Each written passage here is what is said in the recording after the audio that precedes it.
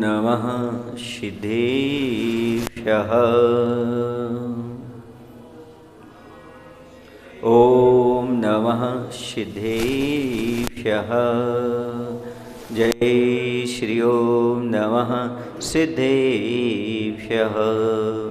नमः श्रीवर्धमानाय निर्धूतकलिलात्मने सालोकानां त्रिलोकानां यद्विद्यादर्पणायते यद्विद्यादर्पणायते। बोले अहिंसा परमो धर्म की। देवादिदेव श्री पार्श्वनाथ भगवान की। गुरु नाम गुरु आचार्य श्री ज्ञान सागर जी महाराज जी की।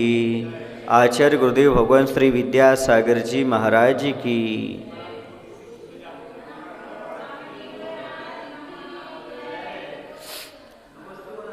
लोभ कषाय का प्रकरण है। धन आदि की तीव्र आकांक्षा को लोभ कहते हैं। हमारे पास जो वस्तु है वह छिन ना जाए और अन्य वस्तुओं की उपलब्धि हो जाए, इसी का नाम लोभ है।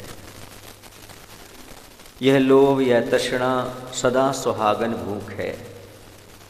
तृष्णा का और तृप्ति का 36 का आंकड़ा है। तृष्णा से कभी भी जीवन में तृप्ति की प्राप्ति नहीं हो सकती। ये नियम है। जब जब तृष्णा रहेगी तब तब तृप्ति नहीं मिलेगी। ज्यों ज्यों तृष्णा नागिन डंके लहर जहर की आवे। ये नियम है। ज्यों ज्यों तृष्णा यह हमारी बढ़ती जाएगी व्यों व्यों तृप्ति तो मिलने वाली है ही नहीं। तृप्ति चाहते हो तो तृष्णा को छोड़ना होगा, लोभ को छोड़ना होगा। यह पाप का बाप कहा गया है, सहज नहीं है। बाह्य पदार्थों में जो यह मेरा है इस प्रकार अनुराग रूप बुद्धि होती है वही लोभ कहलाता है। ये बाह्य पदार्थ मम इदम अभिप्राय, यह मेरा है इस प्रकार का अभिप्राय मात्र जो है वही परिग्रह के रूप में है और वही लोभ है कि ये मेरा है। जबकि संसार में सृष्टि में कुछ भी हमारा नहीं, फिर भी बाह्य पदार्थों में यह मेरा है इस प्रकार अनुराग रूप जो बुद्धि, इसी का नाम लोभ है। इससे पांचों पापों का पिता बाप कहा गया है। क्योंकि लोभी कभी सुखी नहीं होता। सदा और मिले, सदा और मिले, वह चाहे की आग में जलता रहता है। न स्वयं भोग पाता है और न वह भोगने देता है। इसकी एक तासीर है लोभ की, तृष्णा की। यह हमेशा प्यासा बनाए रखती है, अभावपूर्ण जिंदगी जीती रहती है। कितना भी संसार में पदार्थ प्राप्त हो जाए लेकिन इससे हमेशा अभाव ही महसूस होता रहता है। कभी यह हमारे लिए पूर्णता नहीं दे सकती, हमेशा अभावग्रस्त बना रहता है, अपूर्ण ही बना रहता है। हमेशा लालसा बनी रहती है और जिसके अंदर हमेशा लालसा बनी रहती है वह कभी सुखी नहीं हो सकता। सुखी वह हो सकता है जो लालसा से ऊपर उठ गया है। संतोषी सदा सुखी, जिसके पास संतोष धन है। सुन रहे हो संतोष मराठी वाले? जिसके पास संतोष धन है वही सुख का अनुभव कर सकता है। लोभी व्यक्ति कभी भी सुख शांति का अनुभव नहीं कर सकता। क्योंकि लोभ छोड़ने से ही भलो होत। लोभ का उल्टा कर दो, भाई स्त्रव कर दो, ला स्त्रव कर लो, क्या हो जाएगा? भलो हो जाएगा। अपने जीवन में भला करना चाहते हो तो लोभ को छोड़ दो, लाभ को छोड़ दो। ज़्यादा लाभ के चक्कर में, ज़्यादा लोभ के चक्कर में मत पड़ो, तब जीवन में हमारा भला होगा। क्योंकि लोभ अपने आप में विलोम रूप से कह रहा है भलो, हमको उल्टा करो, अर्थात लोभ का उल्टा संतोष धारण करो, आपकी जीवन भला अपने आप होता चला जाएगा। एक किसान था जो कुछ मुद्राओं के लालच में पड़ कर के उसने दौड़ना शुरू किया और उसने सोचा कि हम जितनी अधिक भूमि सूर्य अस्त से पहले नाप लेंगे, हमारे लिए उतनी भूमि और मुद्राएं आदि प्राप्त हो जाएंगी। समझ रहे आप लोग कि नहीं? लेकिन शर्त इतनी सी थी कि तुम्हें लौट करके आना पड़ेगा।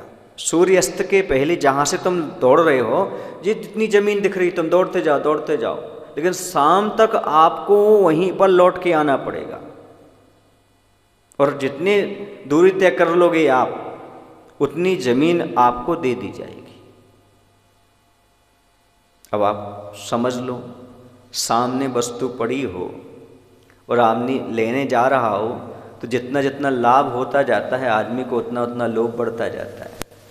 वह दौड़ता गया, दोपहर हो गया, दौड़ता थक गया, पर सोच रहा है थोड़ा और दौड़ दो, और इतना पार कर गया कि उतना लौटना समय नहीं बचा कि लौट कर यहाँ तक आ सके।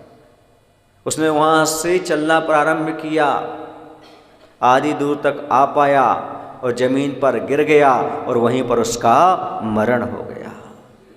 ये है लोभी प्राणी की दशा।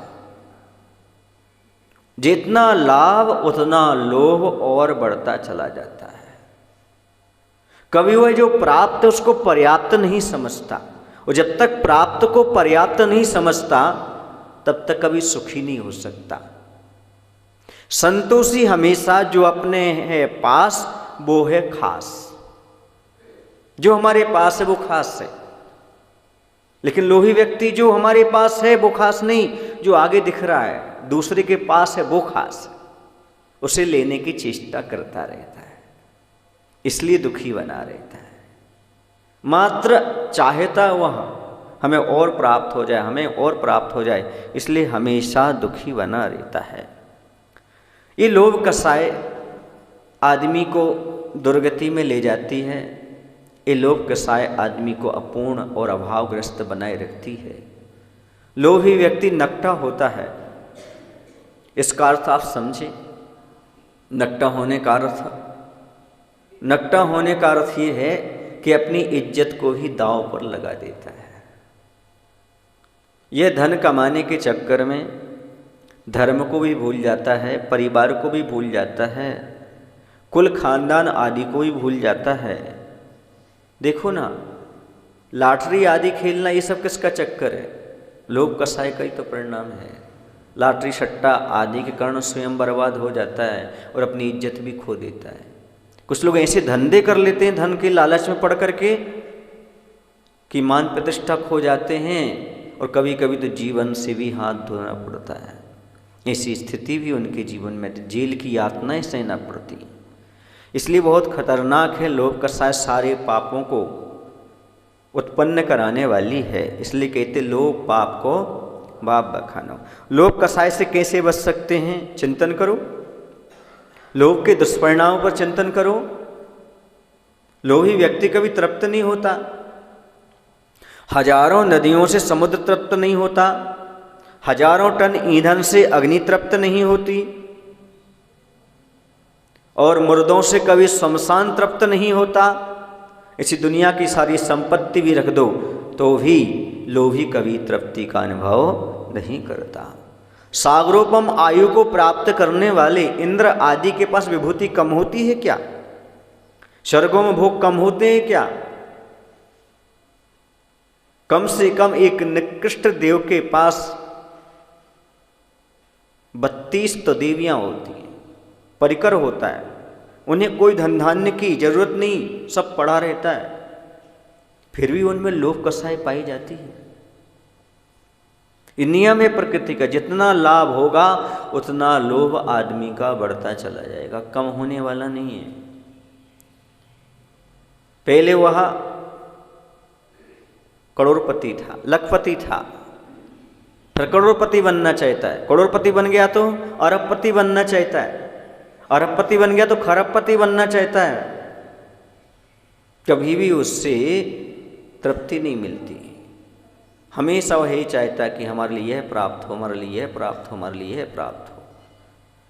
प्राप्त को पर्याप्त कभी नहीं मानता और हमारे लिए प्राप्त हो जाए, इसलिए वह दुखी बना रहते। ऐसा चिंतन करो, कितना भी धन हमारे पास आ जाए पर हम सुखी नहीं रह सकते, हमें संतोष नहीं आ सकता।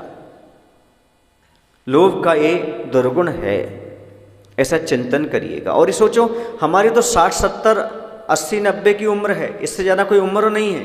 और जब इससे ज़्यादा की कोई उम्र नहीं है तो आखिरकार ऐसा क्या है? जब हमारी कोई उम्र नहीं है फिर हम कैसे तृप्त हो जाएंगे? चक्रवर्ती तृप्त नहीं हो पाया, इतनी 9 निधियां 14 रत्न के बाद तो आपको कहाँ से तृप्ति होगी? कितनी निधियां हैं आपके पास, कितने रत्न हैं? कभी सुख शांति का अनुभव नहीं होगा। भरत चक्रवर्ती भी भाई से लड़े, अंत में राज्य छोड़ना पड़ा, तो भैया इस राज्य के पीछे क्यों पड़े? अपना जीवन क्यों बर्बाद करें? राज समाज महाग कारण बैर बराबर हारा। आगे नहीं बोलता हूं मैं। चिंतन करो, विचार करो, जिससे आप ऐसी ऐसी उपमाएं देते हैं, उस धन के पीछे कैसे पड़े हुए हैं आप? धन को हाथ का मैल कहते हैं आप, और एक दूसरे की हत्या करने तक के लिए तैयार हो जाते हैं। रिश्ते टूट जाते, परिवार टूट जाते, संबंध टूट जाते हैं, धर्म से विमुख हो जाते हैं, और निर्माल द्रव्य खाने के भाव तक हो जाते हैं, और दुर्गति में जाकर के दुख सहना पड़ते हैं। ऐसी है ये लोभ का साय। लोभी ही ऐसा कर सकता है कि निर्माल द्रव्य में हाथ डाले। बाकी जो संतोषी है वो तो कहेगा भैया 2 रोटियां मिल रही पर्याप्त हैं। ये निर्माल द्रव्य खाने से तो भाव दुख उठाना पड़ते हैं, फिर तो 1 रोटी भी नसीब नहीं होगी। पता नहीं कौन से निगोदी आदि जी पर्याय में जन्म ले गए, वहाँ पर तो एक श्वास में 8-10 बार जन्म मरण ही करना, क्या खाना क्या पीना। ऐसा चिंतन करता है, लोभ से बचता है। अब ये पूरी के पूरी 16 कसाई हो गई।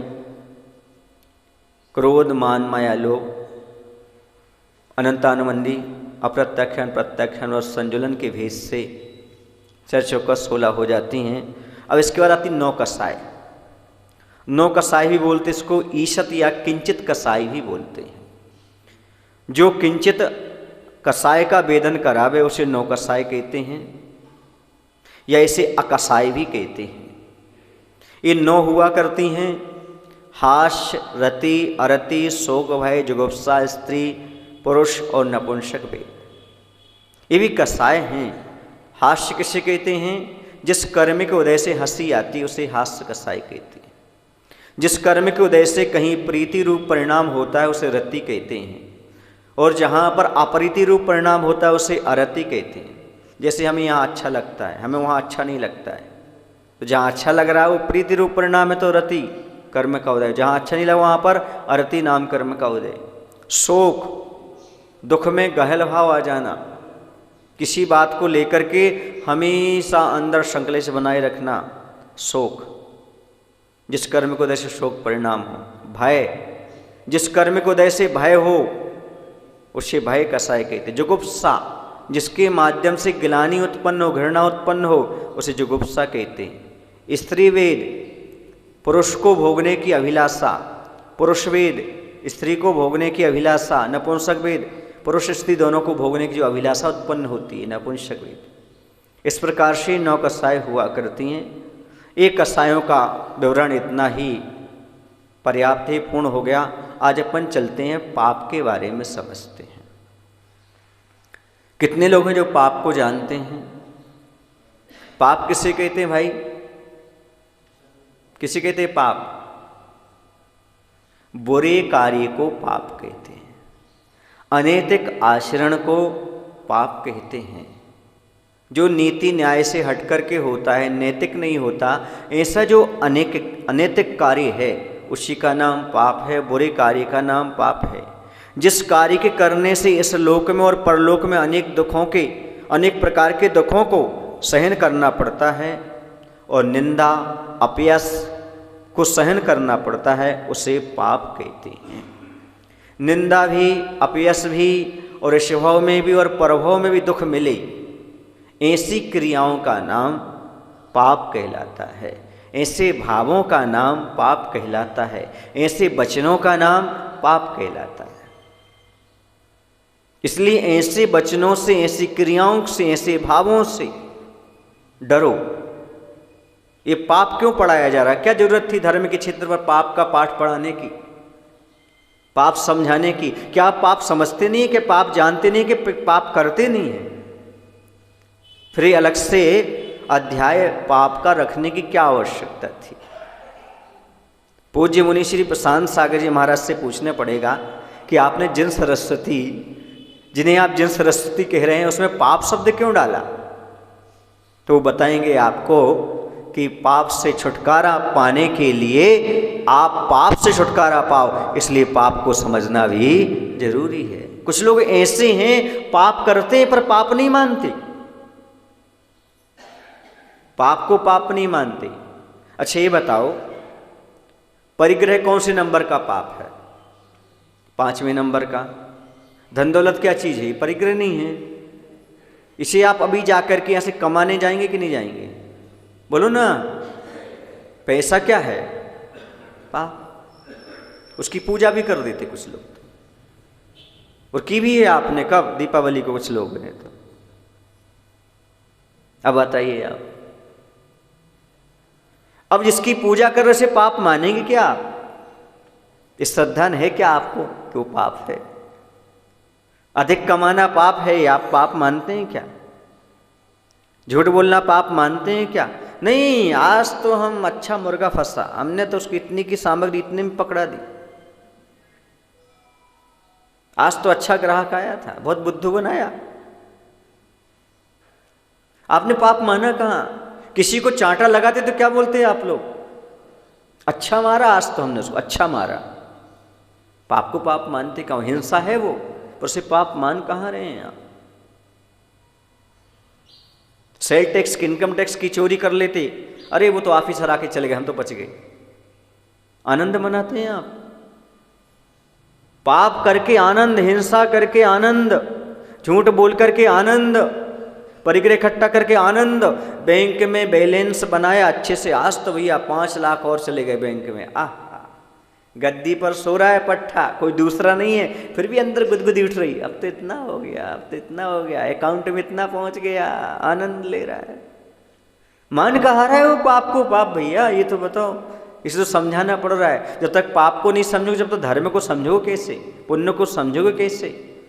जब तक शराब की बुराइयां नहीं समझोगे, तब तक शराब कैसे छोड़ोगे, शरबत कैसे पियोगे? इसलिए पाप को समझाना बताना बहुत जरूरी है। जिसे सर्वत्र बुरा कहा जाता है, ऐसा कार्य पाप कहलाता है। हर जगह कहीं भी चले जाओ, उसे अच्छा नहीं माना जाएगा।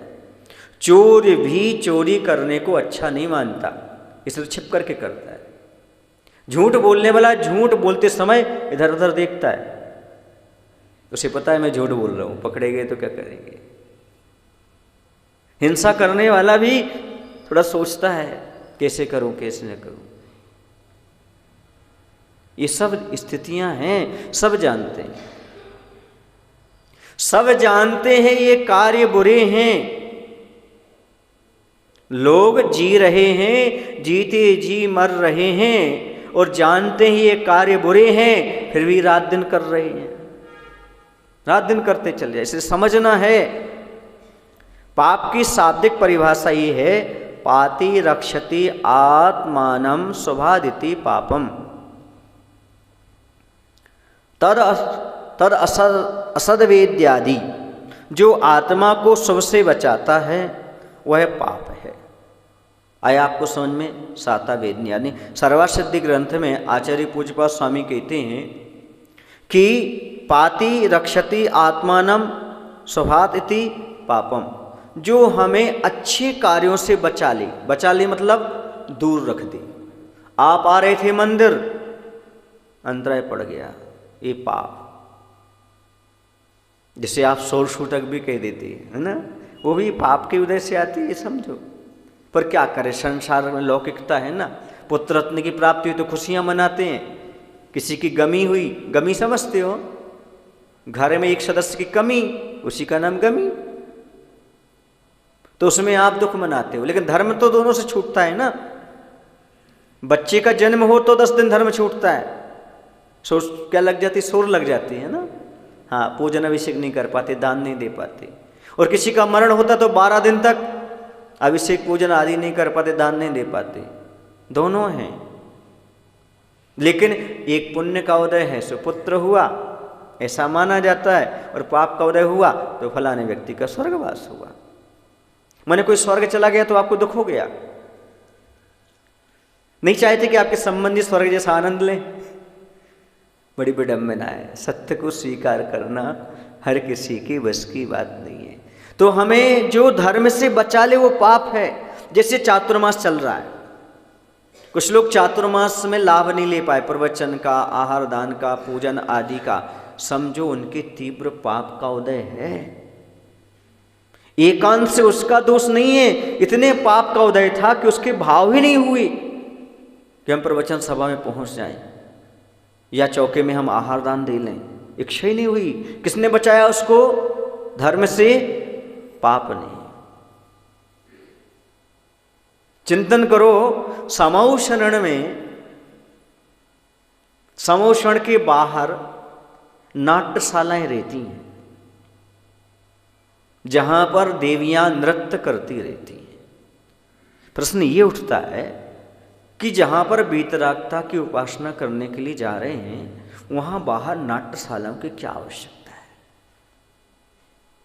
अब वो तो आगम की व्यवस्था है, पर में या अनादिकाल की व्यवस्था है, उसे हम क्या कह सकते हैं।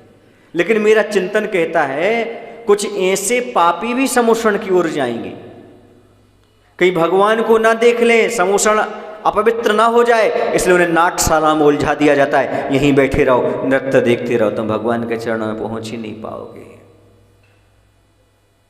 ये पाप का उदय, पापियों की व्यवस्था है वो। इसी प्रकार से यहां पर मुनि महाराज हैं, जिन्हें मंदिर है वह मोटरसाइकिल से आएंगे, माँ को छोड़ देंगे, पिता को छोड़ देंगे, बच्चों को छोड़ देंगे, स्वयं मंदिर नहीं आएंगे, न प्रवचन सभा में आएंगे। उन्हें किसने रोका? वही समोषण जैसी व्यवस्था, जैसे नाट्यशाला में रुक गए, जैसे यहाँ से बाहर से चले गए, क्योंकि पाप कर्म का उदय चल रहा है उनका। इतना तीव्र पाप का उदय है कि माँ को छोड़कर के चले गए मंदिर, पर मंदिर के अंदर प्रवेश नहीं किए। ऐसे बहुत सारे लोग होंगे। गुरुओं के पास परिजन को छोड़ जाते हैं मोटरसाइकिल से और स्वयं वहीं से लौट जाते हैं, अंदर तक आकर के दर्शन नहीं कर पाते। ये किसका उदय है बंधु? पाप कर्म का। ये है पाप का कार्य। स्पष्ट दिखता है पाप क्या कराता है और धर्म क्या कराता है। कुछ लोग ऐसे होते हैं और परिवार में कितनी भी समस्या आ जाए, जब तक पूजन नहीं कर लेंगे, गुरु के दर्शन नहीं कर लेंगे, तब तक हम आगे बढ़ने वाले नहीं है। ये है उनका पुण्य का काम। जो आत्मा को पवित्र करे सो पुण्य है, जो आत्मा को निर्मल करे सो पुण्य है। अब वो यहाँ आए तब तो उनकी निर्मलता आए। यहाँ क्यों नहीं आ पा रहे? पाप वहीं पर रोक लेता, बेटा तुम आगे नहीं जा सकते। या तो रास्ते में कोई मिल जाएगा या फिर कोई टोक देगा उससे बीच में, कहाँ जा रहे हो, क्या है, या किसी को देख करके भैया वो है, अभी हम नहीं जा रहे हैं मंदिर क्योंकि हमारी उससे पटरी नहीं बैठती है, हम नहीं जा रहे प्रवचन सभा में क्योंकि फलाना व्यक्ति संचरण करता है, फलाना अमुक व्यक्ति जो है ना वहाँ पर महाराज के आसपास रहता है, मंदिर की व्यवस्था उसी के हाथ में है। मंदिर छोड़ देगा, प्रवचन सभा छोड़ देगा। क्यों? क्योंकि उसके अभी पाप का उदय चल रहा है। ये काम है पाप के। वह बहुत मेहनत करेगा, जो सामने वाला मेहनत करेगा उससे ज़्यादा मेहनत ये करेगा, सस्ती सामग्री भी बेचेगा लेकिन दुकान नहीं चलेगी उसकी। सामने वाला महंगा सामान भी बेचेगा और क्वालिटी भी मेंटेन नहीं करेगा, फिर भी उसके यहाँ भीड़ लगी रहेगी। फिर कहने लगते लोग आजकल सच्चाई का जमाना नहीं है। ऐसा क्यों बोलते हैं? क्योंकि पाप का उदय खुद का रहता है और सच्चाई को दोष देते हैं। गजब के लोग हैं इस जमाने में। उम्मीद इंसानों से रखते हैं और जब उम्मीद पूरी नहीं होती तो शिकायत गुरु और भगवान से करते। क्या कह रहा हूं मैं? गजब के लोग इस दुनिया में उम्मीद इंसानों से रखते हैं और जब उम्मीद पूर्ण नहीं होती तो शिकायत गुरु से या भगवान से, भगवान ऐसा क्यों हो रहा है, गुरु क्यों हो रहा है। हे भगवान हमारा ध्यान रखो। तुमने भगवान का कितना ध्यान रखा। भगवान किसी का ध्यान नहीं रखते। भगवान के तो ज्ञान में सब झलकता है। आप जितना भगवान का ध्यान रखोगे, ज्ञान रखोगे, उतना तुम्हारा पुण्य का भंडार भरेगा और उतनी समस्याएं आपकी दूर होती चली जाएंगी। भगवान कुछ नहीं करने वाले। दर्पण में आप चेहरा देखिएगा, दाग धोइएगा नहीं धोइएगा आपके ऊपर डिपेंड करता। दर्पण कुछ नहीं करता। ऐसी भगवान तो मात्र दर्शक है, कुछ करने वाले नहीं है। जो कुछ करना है सब आपको करना है। दर्पण को देख करके दाग धो या ना धो, प्रभु और गुरु के दर्शन करके कल्याण करो कि नहीं करो, एज यू लाइक कहने वाले। भगवान कुछ भी कहने वाले, गुरु कुछ भी कहने वाले नहीं है। ये तुम्हारी मानसिकता है, ये तुम्हारा पाप का उदय है, तुम्हारे पुण्य का उदय है। क्या करता है ये? पाप कराता है जो कुछ कराता है। और पाप किसका? जो आपने पूर्व में किया था वही उदय में आ रहा है। कहीं ऐसा नहीं कि आपस में बांट बूट दे, ऐसा नहीं बांटा जाता। अक्ल और हुनर को आपस में बांटा नहीं जाता। अक्ल और हुनर, हुनर माने कला, इनको कभी आपस में बांटा नहीं जाता। जैसे छाया को तलवार से काटा नहीं जाता, जैसे छाया को तलवार से काटा नहीं जाता, पाप और पुण्य जो किए हैं वो अपन को ही भोगना पड़ते हैं बंधु। पाप और पुण्य को आपस में बांटा नहीं जाता। पाप और पुण्य को आपस में बांटा नहीं जाता। हम चाहें तुम्हारे अंदर पाप डाल लें, हम चाहें तुम अंदर पुण्य डाल दें, संभव नहीं। आपका पाप निकाल दे, संभव नहीं। पाप निकाल के पुण्य डाल दे, संभव नहीं। परिणाम तो आपको जगाना होंगे। ऐसे भी जीव रहे जिन्हें तीर्थंकर नहीं समझा पाए, हम क्या समझाएंगे? क्योंकि जब तीव्र पाप का उदय होता है तो कहते विनाश काले विपरीत बुद्धि। जब विनाश काल आता है तो आदमी की विपरीत बुद्धि हो जाती है, सामने उसे धर्मात्मा नहीं दिखते। जब मिथ्यात्व का अंधकार छा जाता है, जैसे बादल छा जाते ना तो सूरज होते हुए दिखाई नहीं देता, ऐसे ही मंदिर के सामने, धर्मशाला के सामने होने पर भी ये कोई नियम नहीं है कि आप गुरु के दर्शन कर ही लो, आप गुरु के दर्शन हो ही जाएं। क्योंकि बादल जब सामने आ जाते हैं तो सूर्य दिखाई नहीं देता। दूसरी चीज, एक बार सूर्य को देख लो फिर कुछ दिखाई नहीं देता। एक बार यदि गुरु और प्रभु के दर्शन अच्छे से कर लो फिर संसार के विषय छूट जाते हैं, गुरु और प्रभु के दर्शन की आस लग जाती है। ये पाप कर्म आदमी को बहुत रुलाता है। लिखा उसमें ग्रंथ है, उसमें स्तुति परक ग्रंथों में, यदि वादे बांधो शिष्युर कौशिक शिष्युर यदि वादे बांधो। कहते ये सूर्य जो है सभी को दिखता है, सभी को प्रकाश और प्रताप देता है, लेकिन इसमें सूरज का क्या दोष? यदि उल्लू को दिन में दिखता ही नहीं, अंधा हो जाता है वो। उल्लू को दिन में दिखाई देता है क्या? नहीं देता। इसी प्रकार भगवान और गुरु के होने के बावजूद भी जिसे दिखाई ना दे वो कौन है? कौशिक शिशु।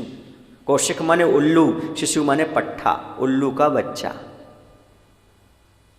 उल्लू का पट्ठा है वो, पट्ठा माने बच्चा, गाली नहीं दे रहा हूं, नहीं आप समझो। उल्लू का पट्ठा माने बच्चा। कौशिक शिशु दिखा उन्होंने। ये उल्लू के बच्चे को यदि दिन में नहीं दिख रहा है तो इसमें सूरज का क्या दोष? ऐसी मिथ्या दृष्टि यदि आपको नहीं देख पा रहे हैं गुरु और प्रभु को तो उनका उसमें कोई दोष नहीं होता। उनके पाप कर्म को दे। बस प्रार्थना जरूर करता हूं भगवान से, हे भगवान ऐसे जीवों के पाप कर्म जल्दी क्षय को प्राप्त हों ताकि वह बीतरागी प्रभु और गुरु को पहचान करके और उनकी भक्ति स्तुति कर सकें और अपने पाप को क्षय करके पुण्य की वृद्धि करा सकें। तो अच्छे कार्यों से बचाने वाला यदि कोई है बंधु तो पाप है। आपने तीर्थ यात्रा की भावना रखी लेकिन घर में कोई ऐसी समस्या आ गई, अंतराय पड़ गया, आप नहीं जा पाए। प्रायः करके अंतराय महिलाओं को ज़्यादा पड़ता है क्योंकि उनके शरीर की ऐसी स्थिति है। वो कभी कभी कुछ कार्यक्रम में जाना चाहते हैं, बीच में अंतराय आ जाता है, मंदिर नहीं जा पाते। कुछ लोग बहुत दिन तक नहीं जा पाते। ये सब पाप कर्म का उदय है। बहुत दुखी होते हैं और कहते भी हैं महाराज ऐसा आशीर्वाद दो ताकि कम अंतराय पड़े और हम भगवान की पूजन आराधना आदि कर सकें। कुछ लोग 15-15 दिन तक पूजन नहीं कर पाते, ऐसी स्थिति रहती। तो समझो ये क्यों अंतराय आते हैं। जब अच्छा कार्य करने के लिए जाते, ये पाप का उदय है। हमने पूर्व में पाप किया है, वो हमारे सामने अब उदय में आ रहा है। किसको दोष दे रहे हो आप? शरीर को। शरीर कहाँ से प्राप्त हुआ? नाम कर्म के उदय से। नाम कर्म किसने बांधा? मायाचारी करके अशुभ नाम कर्म का बंध किया, उसका परिणाम है। क्योंकि मायाचारी से, योग की वक्रता से, मन वचन काय की कुटिलता से अशुभ नाम कर्म का आश्रय हुआ करता है। पहले इतनी मायाचारी की, अब अपना शरीर अशुभ मिला, वह धर्म ध्यान में काम में नहीं आ रहा है। बहुत सोचते हैं ऐसा हो जाए, पर क्या करो? नमति, जो नमा दे उसका नाम कर्म है। हर जगह झुकना पड़ता है उस नाम कर्म की वजह से। शरीर है, क्या करूं, कुछ कर नहीं पाता। इसलिए कह रहा हूं बंधु, यदि पाप से बचाने वाला जो धर्म है उसको हम स्वीकार क्यों नहीं कर पाते? क्योंकि पाप का उदय उस समय सामने हमारे रहता है। एकांत से व्यक्ति का दोष नहीं है। किसी को दोषी मत कहना कि मंदिर क्यों नहीं आ रहा है या गुरु के पास क्यों नहीं आ रहा है, क्योंकि उसके पाप का उदय चल रहा है। वर्तमान की पुरुषार्थहीनता तो है ही, लेकिन साथ में पाप कर्म का उदय भी उसके साथ है। तभी उसके परिणाम मंदिर आने के, दान देने के, पूजन करने के, समाज सेवा के हो ही नहीं रहे। कहते पापी दुष्टि जीव खो जिनवाणी ने सुहाए, के ऊंगे के लर भगे के उठ घर खो जाए। बुंदेलखंड में कहते पापी दुष्टि जीव को जिनवाणी नहीं सुहाती, गुरुओं की बात पसंद नहीं आती। साक्षात तीर्थंकर भी आके चले जाएं तो कोई असर नहीं पड़ता। पापी दुष्टि जीव खो जिनवाणी ने सुहाए, के होंगे। यदि वह प्रवचन सभा में आ गया तो क्या कहेगा? झपकी लेगा, सोएगा। के होंगे के लड़ भगे, कि आपस में लड़ाई झगड़ा कर लेगा, तर्क वितर्क करके लड़ाई झगड़ा करेगा, या उठ घर खो जाए, या फिर बीच में उठ करके घर चला जाएगा। पापी दुष्टि जीव खो जिन वाणी ने सुहाए, के ऊंगे के लर भगे के उठ घर खो जाए। ऐसी परिणति है, ये पापी की ऐसी परिणति हो जाती है। समझ में आ रहा है पाप क्या चीज है? इसी का नाम है। प्रपंच में बड़ा आनंद मनाएगा, प्रवचन सभा में नहीं बैठेगा, लेकिन चबूतरे पे बैठ जाएगा कहीं जाकर के, दो लोगों को और बैठा लेगा, गपशप करता रहेगा, बाहर कुर्सियां डाल करके गपशप करता रहेगा, कार्यालय में बैठ जाएगा, बातें करेगा, लेकिन प्रवचन नहीं। पंच परमेष्ठी की ओर ध्यान नहीं, पंच पंचायत की ओर ध्यान रहेगा। वो पंच क्या कर रहा है, वो पंचायत में क्या हो रहा है, ऐसा क्या, इसी प्रपंच में पड़ा रहेगा वो।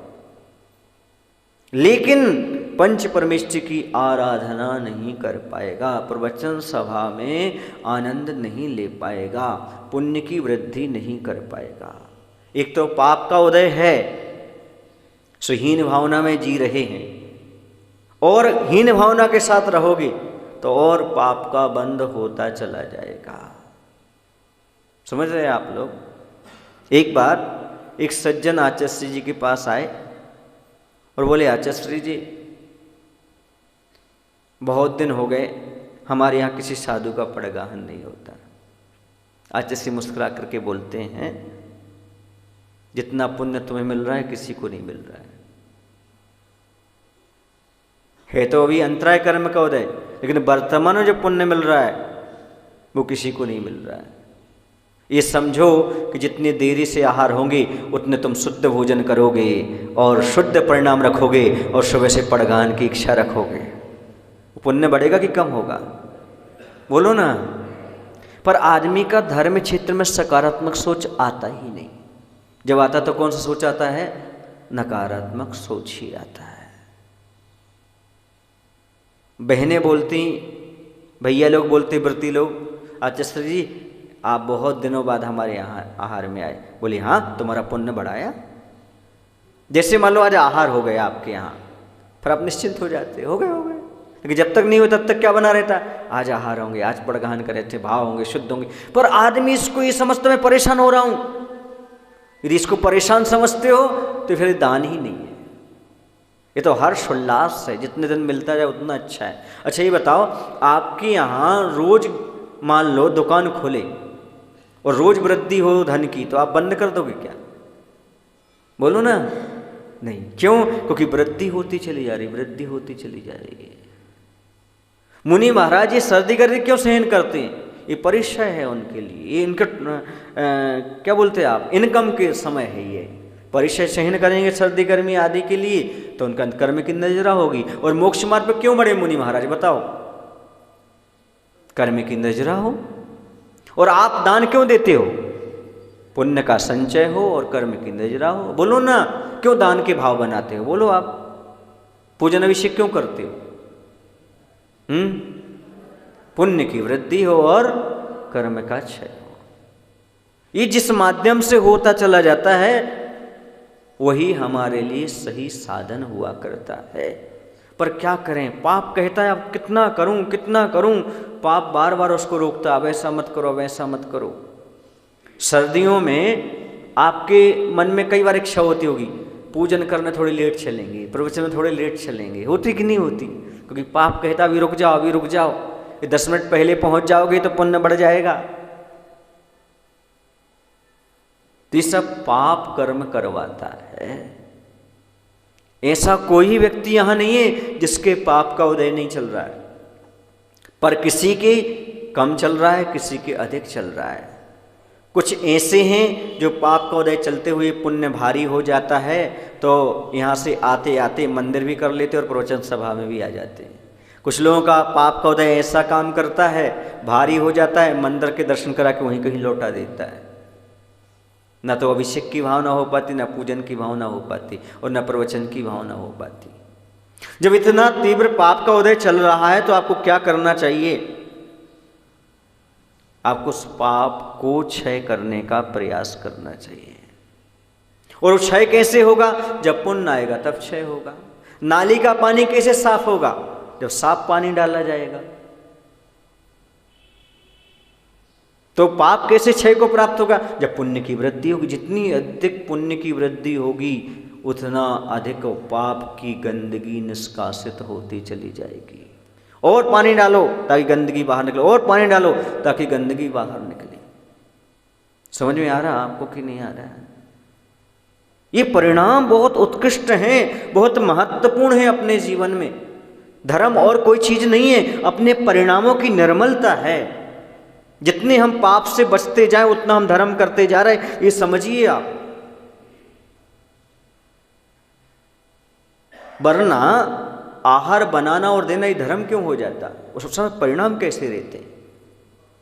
जब गृहस्थ पड़गहन का भाव रखता है उस दिन कितनी विशुद्धि से रहता है, कितने अच्छे भाव संजो करके रखता है वो। वही विशुद्धि तो कर्म निजरा का कारण है, वही विशुद्धि तो उसके लिए पुण्य संचय का कारण है। पूजन करते समय परिणाम कितने अच्छे रहते। आप शुद्ध वस्त्र पहने उस समय कैसे परिणाम रहते आपके? कोई छू ना ले, मैं 16 का हूँ, मैं भगवान की भक्ति कर रहा हूँ, हर क्षण वहाँ ध्यान रहता है गुरु चरणों में, प्रभु चरणों में। यही तो पुण्य संचय का काम है। ये बहुत कम लोग समझ पाते इस लॉजिक को, बहुत कम लोग समझ पाते हैं। धर्म तो सब करते हैं पर धर्म का मर्म जो समझ जाते हैं वही पुण्य का संचय और कर्म की नजरा कर पाते हैं। मात्र धर्म की क्रिया हमारे लिए पुण्य संचय नहीं कराती और पाप की नजरा नहीं कराती, बल्कि उस क्रिया के साथ जो हमारे परिणाम जुड़े हुए होते हैं वह परिणाम ही कर्म की नजरा और कर्म का बंद कराने वाले हुआ करते हैं। जितने निर्मल परिणाम होंगे उतना उसका निर्मल परिणाम भी होगा। परिणाम माने भाव और परिणाम माने नतीजा। जितने निर्मल परिणाम होंगे उसका उतना ही निर्मल परिणाम निकलने वाला होता है। इसलिए आज हमने समझा कि पाप क्या चीज़ है और हमें जो भी अच्छे अच्छे कार्य करने से रोक रहा है वह क्या है? पाप कर्म का उदय ही है। क्यों? क्योंकि हमने पहले किया था। कुछ लोगों का ऐसा शरीर अस्वस्थ हो जाता है कि वह दान नहीं दे पाते। कुछ लोग इतने दरिद्र हो जाते हैं कि दान नहीं दे पाते।